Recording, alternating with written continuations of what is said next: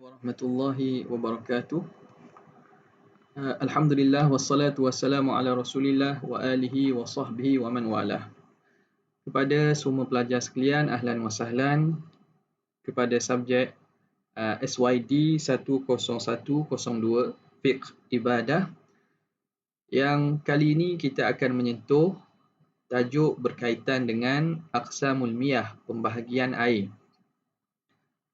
Bagaimana yang kita belum, rujukan dan bacaan bagi subjek ini ialah daripada kitab Fiqh Al-Manhaji. Saya harap bahawa semua pelajar-pelajar sekalian yang mengikuti kelas kita ini dapat membuka kitab tersebut dan bersama-sama dalam aktiviti kita yang kita akan sama-sama baca kitab ini serta terangkan berkaitan dengan tajuk air. Kita akan mulakan pada muka surat 31, Aqsamul Miyah. Bismillahirrahmanirrahim. Qala al-muallif rahimahullah wa nafa'ana bihi wa bi'ulumihi fid darain amin ya rabbal alamin. Kata pengarang, Aqsamul Miyah. Ini pembahagian air-air. Jadi dalam bab taharah ini, antara bab kecil di bawah tajuk taharah ialah berkaitan dengan alat bersuci. Dan alat bersuci yang penting ialah air. Maka kita perlu ketahui jenis-jenis air yang dapat digunakan dalam proses bersuci, sama ada berwuduk, mandi dan seumpamanya. Sekarang ini tajuk pertama ialah pengarang akan menceritakan tentang jenis-jenis air. Kata rahimahullahu ta'ala, wa tanqasimul miyahu ila arba'ati aqsamin.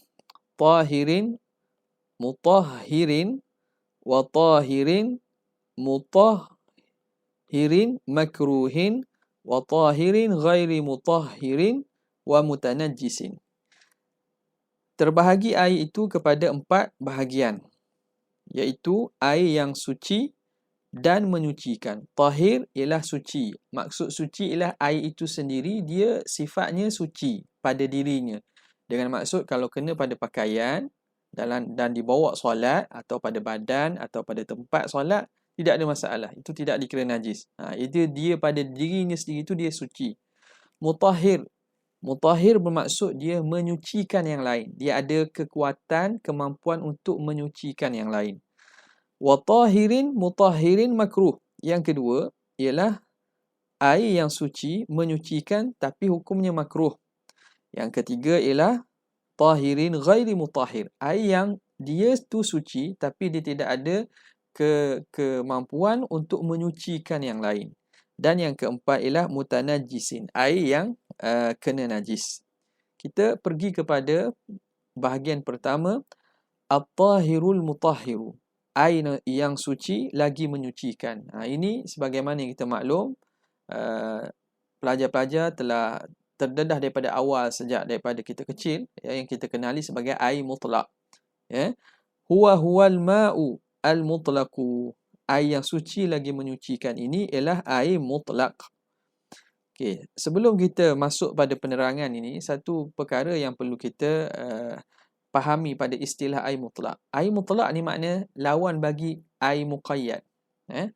Air mutlak maksud itlaq daripada perkataan al-itlaq. Mutlak air yang tidak ada qaid. Air mutlak maknanya air yang tidak ada qaid. Apa maksud qaid? Air yang mana kita boleh sebut air sahaja. Air itu kita boleh panggil air sahaja. Adapun air muqayyad, air yang mana dia tidak dipanggil air semata-mata tapi dia ada qaid yang satu lagi. Contoh kita kata air kopi. Jadi air itu dikaitkan dengan lafaz atau kalimah kopi. Maka air kopi ni orang tak panggil air mutlak. Sebab apa? Sebab dia, nama dia tu ada kait dengan yang lain. Contoh lain lagi, air tebu. Kita tak boleh panggil air tebu tu air saja. Kerana nama dia itu jadi air yang muqayyad. Dikaitkan dengan yang lain. Adapun air, contohnya pada air paip. Air paip walaupun dia keluar daripada paip, contoh orang panggil air juga. Air daripada hujan, orang panggil tetap panggil air walaupun dia turun pada langit. Itu nama-nama tersebut nama-nama yang bukan qaid yang lazim. Nama-nama yang tempat asal air tersebut. Ataupun kita contoh lain lagi, air sungai. Air sungai kalau kita keluarkannya orang panggil air juga. Air sungai itu tidak dikira qaid dia. Walaupun itu hanya dia qaid, dipanggil qaid yang tidak lazim. Qaid yang hanya merujuk kepada tempat asal dia. Jadi yang dimaksudkan di sini ialah al-ma'ul mutlaqu, air mutlaq. Al-baqi ala wasfi khilqatihi allati khalaqahu Allahu 'alaiha, yang kekal di atas sifat yang diciptakan Allah Taala di atasnya. Dia kekal sebagaimana Allah Taala ciptanya. Air laut contohnya. Air laut ini juga termasuk air mutlak. Walaupun dia rasa masin tapi diciptakan dalam keadaan begitulah. Air yang sungai rasanya payau ataupun ada sungai yang rasanya mungkin ada rasa manis-manis. Kalau dia itulah sifatnya, maka air itu dikira air mutlak lagi. Wala yukhrijuhu an kaunihi ma'an mutlaqan taghayyuruhu. Taghayyur ini menjadi fa'il kepada yukhriju. Dan tidak mengeluarkan air mutlak itu daripada dia itu dinamakan air mutlak oleh berubahnya bituli mukthin, dengan sebab lama tetap, lama diam. Air itu duduk satu tempat dengan masa, dalam tempoh masa yang lama, air itu berubah contohnya menjadi keruh ataupun menjadi warna hijau. Itu masih dikira air mutlak. Dia tidak dapat mengeluarkannya daripada keadaan air itu mutlak oleh berubahnya dengan sebab lama diam. Au bisababi turabin, atau dengan sebab tanah. Kalau air yang bercampur dengan tanah, ia tidak mengeluarkannya daripada air mutlak. Dia masih kekal air mutlak. Au tuhlub, ataupun dengan sebab jenis kiambang. Kiambang, tuhlub ni jenis tumbuhan yang hidup atas permukaan air tu. Jenis-jenis kiambang seumpamanya. Bila lama dia akan keluar hijau atas tu, maka adakah dia tidak dikira air mutlak? Dia masih dikira air mutlak kerana perubahan itu berlaku dengan semula jadi, dengan sebab lama tinggal, dengan sebab benda itu berubah secara semula jadi. Okey. Tuhluk, apa itu tuhluk? Wa huwa syai'un akhdaru ya'lul ma'a, itu sesuatu yang berwarna hijau yang duduk di atas air. Min tulil mukfi, berlaku kerana sebab lama air itu berada, lama tetapnya air. Al-mukthu tu menetap, air itu tetap. Okey. Itu masih dikira air mutlak, tidak dapat mengeluarkannya daripada air mutlak. Au taghayyuruhu. Au taghayyuruhu, ataupun berubahnya bisababi maqarrihi au mamarrihi. Berubah air itu kerana sebab maqarrihi, tempat diam dia itu dan tempat lalu. Maqar ni makna tempat dia disimpan atau tempat dia lalu. Contoh disimpan dalam bekas kayu contohnya. Maka dia akan berubah. Maka itu tidak dikira air itu masih boleh digunakan. Dia tidak terkeluar dia daripada air mutlak, masih air mutlak. Ataupun dia berubah kerana mamarrihi, perubahan kerana tempat laluan dia. Dia lalu pada tanah yang kita katakan tanah ada unsur logam, belerang dan seumpamanya, maka air akan berubah. Kadang-kadang terlihat sungai itu yang kecil itu ada airnya jadi warna merah, air yang jadi warna hitam. Itu masih dikira air mutlak kerana berubah itu disebabkan bisababi maqarrihi au mamarrihi, tempat tetap, tempat simpannya atau tempat laluannya. Kawujudihi fi ardin kibritiyah, seperti air itu berada pada tanah yang ada unsur belerang. Unsur belerang, maka air itu jadi berubah warna dia, atau berubah baunya, maka itu masih dikira air mutlak. Au mururihi alaiha, atau air itu lalu di atas tanah atau kawasan yang ada belerang, maka itu masih dikira air mutlak. Kenapa dihukumkan masih mutlak? Wa dzalika li ta'adzuri sawnil ma'i an dzalik. dan demikian itu kerana sukar nak menjaga air daripada demikian itu. Payahlah kita nak jaga air itu daripada berubah sebab lama diam, itu payah. Maka Islam ini memberi keringanan. Dia tidak menyusahkan dengan hukum-hukum yang tak mampu dilaksanakan oleh hamba. Wal aslu fi tuhuriyatil ma'il mutlaq. Okey, apakah asal? Asal di sini dengan makna dalil. Dalil pada sucinya air mutlak itu ialah hadis ma rawahul Bukhari wa ghairuh, hadis yang diriwayatkan oleh Imam Bukhari dan selain daripadanya. An Abi Hurairah radhiyallahu taala anhu qala qama a'rabiyyun fabala fil masjid. Seorang Arabi ni ialah lelaki Badawi. Lelaki Badawi. Dia datang ke Rasulullah untuk masuk Islam. Dia ni baru kenal Islam. Maka dia pun berdiri di masjid Nabi. Fabala fil masjid. Dia pun pergi pada satu sudut masjid, dia kencing di situ. Faqama ilaihin nasu. Maka orang ramai bangunlah. Apa cerita ni kencing dalam masjid? Liyaqa'u bihi, untuk memukul dia. Untuk pukul, untuk mengenakannya. Faqala Nabi SAW, da'uhu. Nabi bila tengok sahabat ni nak terkam kepada dia, Nabi kata da'uhu, biarkan dia. Wahariku ala baulihi sajlan min ma'in, dan engkau curahkan di atas air kencingnya satu cebok daripada air. Au dhanuban, satu timba min ma'in, daripada air. Nabi suruh ambil satu bekas air, satu timba air, tuang di atas air kencing dia. Kemudian Rasulullah menceritakan, fa innama bu'ithtum muyassirina walam tub'atsu mu'assirin. Sesungguhnya kamu ni dibangkitkan. Kita sebagai umat Nabi ni, dengan penghulu kita Rasulullah ini dibangkitkan sebagai muyassirin, nak memudahkan. Walam tub'atsu mu'assirin, bukan untuk menyukarkan. Jadi daripada perbuatan Nabi itu, sahabat tahulah bahawa apa yang perlu buatnya hanya tuangkan air di tempat kencing itu. Ini dalil menunjukkan bahawa air boleh digunakan untuk bersuci dan air itu kekal mutlak. Fa'amara Rasulullah SAW bi'iraqati al-ma'i ala makanil baul. Maka fa'amru, baca macam ni lah. Fa'amru, baca dengan masdar. Fa'amru Rasulillahi bi'iraqatil ma'i ala makanil bauli dalilun. Dalilun jadi khabar. Fa'amru mubtada'.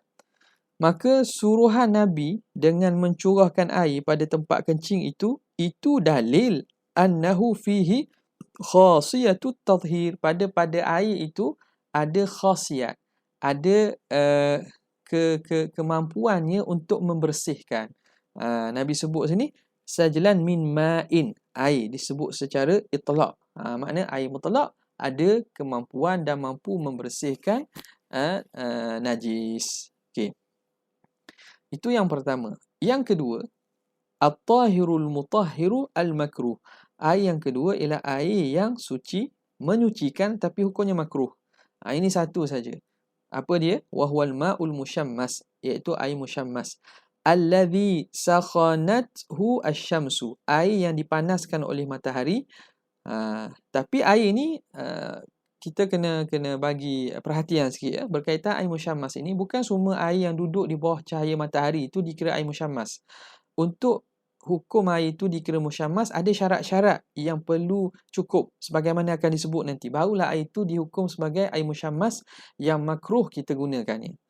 Wa yushtaratu li karahiyatihi thalathatu syurutin. Disyaratkan bagi makruhnya penggunaan musyammas itu 3 syarat. Apa dia? Pertama, ayakuna bi biladin haratin. Mestilah air tersebut pada negeri yang panas. Panas ni ulama kata ialah seperti negeri Hijaz, tanah Arab dan juga Afrika.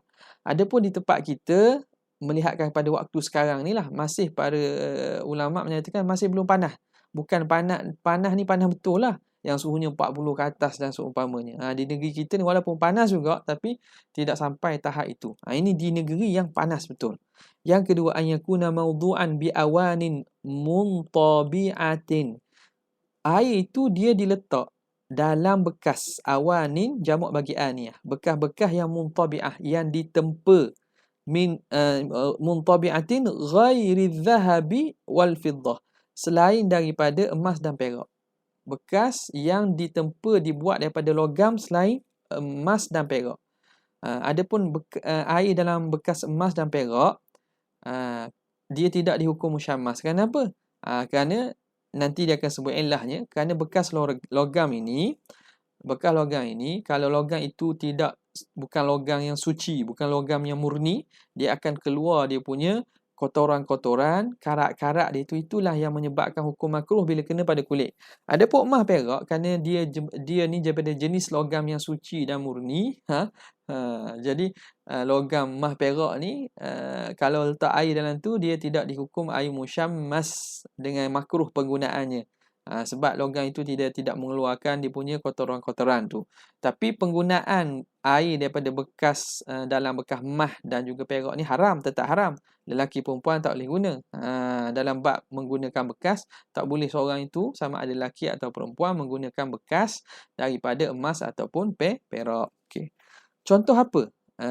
Awanin muntabi'ah, bekas-bekas yang ditempa ni atau yang diketuk ni, kal hadidi, seperti besi, wan nuhas dan tembaga. Ini itu dia kalau letak dalam bekas besi atau bekas tembaga di tengah hari yang panas, ini akan menyebabkan air itu akan naik dia punya minyak-minyak ataupun kotoran itu. Itu yang membahayakan, yang dihukumkan makruh. Wa kullu ma'danin qabilin litarki, dan juga wa kulli ma'danin qabilin litarki, setiap logam yang menerima ketuk. Tarki ni ketuk, makna yang dibuat dengan cara ketukan tempaan. Dengan cara tempa, makna logam lah. Okay. Adapun bekas plastik, bekas plastik zaman sekarang kita guna plastik banyak kan, baldi dan seumpama itu tidak dihukumkan makruh penggunaannya kalaupun diletak di bawah cahaya matahari. Cuma kalau panas sangat, itu makruh kerana panas. Itu makruh kerana panas, bukan kerana sebab air itu dihukum macam air musyammas, bukan. Okay. Yang ketiga, syarat air itu dikira air musyammas, ayyakuna isti'maluhu fil badani, penggunaannya pada badan li'adamiyin, bagi anak Adam, walau mayitan, walaupun manusia atau anak Adam itu telah meninggal dunia. Itu yang jadi makruh. Au hayawanin yalhaquhu albarasu, ataupun haiwan-haiwan yang boleh kena penyakit baras. Baras ni penyakit sopak, sopak, kulit jadi putih-putih, tompok-tompok tu. Ada sejenis haiwan ni yang mana kalau kita tak jaga dia akan boleh datang atau boleh kena penyakit sopak, penyakit baras. Jadi air macam tu, air musyammah ini tak boleh guna pada manusia adami, walaupun manusia tu orang mati, kita nak mandi mayat ke, tak boleh juga. Ataupun guna pada haiwan yang boleh mendatang penyakit baras, seperti kal khayli, seperti kuda, maka hukumnya makruh. Selain pada itu tak ada masalah. Contoh kita nak minum ke, bukan kita guna badan, kita nak minum, tapi panas lah. Kalau mudarat, katakanlah minum tu mudarat, itu isu lain lah. Kalau mudarat tu hukumnya haram lah, kalau kemudaratan itu benda yang pasti. Kita nak basuh baju, tak ada masalah. Kita nak apa lagi? Kita nak siram pokok atau bagi mandikan haiwan-haiwan yang lain contohnya. Itu tidak ada masalah. Kemudian diceritakan di sini, wa naqala Syafi'i an Umar radhiyallahu ta'ala anhu, Imam Syafi'i menukilkan pandangan perkataan Imam Sayyidina Umar radhiyallahu ta'ala anhu, annahu kana yakrahu al-ightisala bihi. Sayyidina Umar ni makruh, dia tidak suka mandi dengan air musyammas. Wa qala, kata dia, wala akrahu al-ma' al-musyammasa, aku tidak benci air musyammas itu illa min jihati tib, kecuali dari segi aspek kesihatan, aspek perubatan. Dia kata, aku yang tak guna air musyammas ni bukan kerana lain, tapi kerana aspek tib, aspek perubatan. Itu yang dihukumkan makruh itu. Jadi Islam ni mengambil kira juga aspek kesihatan tubuh badan manusia, maka hukum tu kadang-kadang dia akan mengikut kepada kesan, kepada perubatan dan kesihatan seseorang itu. Thumma ruwiya, kemudian diriwayatkan bahawa annahu air musyammas ni yurithul barasa, dia akan membawa kepada penyakit baras, penyakit sopak ini. Kan ada orang yang mana kita lihat badan dia putih-putih, putih-putih bertompok-tompok itu dipanggil penyakit baras. Wa dzalika, kenapa dihukumkan makruh ini? Macam mana dihukumkan makruh? Wa dzalika li anna syamsa, kerana matahari itu, bihiddatiha, kerana kepanasannya, tufsilu minhu zuhumatan, dia akan menceraikan kepanasan matahari dengan sebab hiddatiha, keterikannya akan menceraikan daripada air itu zuhumah. Ta'lul ma'a, zuhumah ni makna kita, bahasa kita berminyak-minyak tu, kotoran-kotoran, karat-karat itu dia akan tercerai daripada air sehingga naik ke atas air. Ta'lul ma'a. Fa in laqat al badana, kalau kotoran itu, kalau minyak-minyak tersebut, karat-karat tersebut kena pada badan, bisukhunatiha, dengan keadaan panasnya, amkana an tudirra, dia mampu memudaratkan dengannya. Jadi zuhumah itu mampu memberi mudarat. Faturithuhu al-barasa, maka dia akan membawa kepada penyakit sopak ini. Wa huwa maradun yusibul jilda, iaitu satu penyakit yang kena kepada kulit. Ini berkaitan dengan air musyammas. Dan kita akan masuk seterusnya kepada bahagian ketiga, air at-tahiru ghairul mutahhir, air yang suci tapi tidak dapat menyucikan. Wallahu ta'ala a'la wa a'lam.